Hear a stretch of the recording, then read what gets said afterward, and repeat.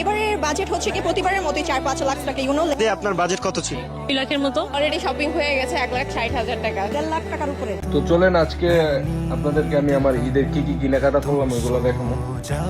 এই দেখেন একটা শার্ট, বেশি না 2 বছর আগে কিনছিলাম, সমস্যা নেই। একটা ঘড়ি দেখেন, চলে না, মানে এটা ব্যাটারি নাই, চলে না, সমস্যা কি, কিনলে মানুষ গুরুত্ব নেই না, চলে না, চলে না। বিশেষ চশমাটা দেখেন,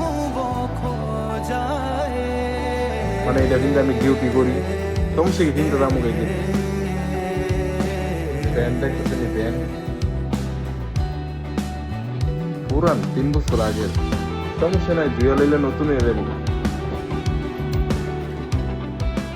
বেল্ট, প্যান্টের নিচে থাকবো, গাড়িটা দেখবো, প্যান্টের নিচে থাকবো, এটা কেউ দেখতো না। তো সব মিলে আমার ঈদের মার্কেট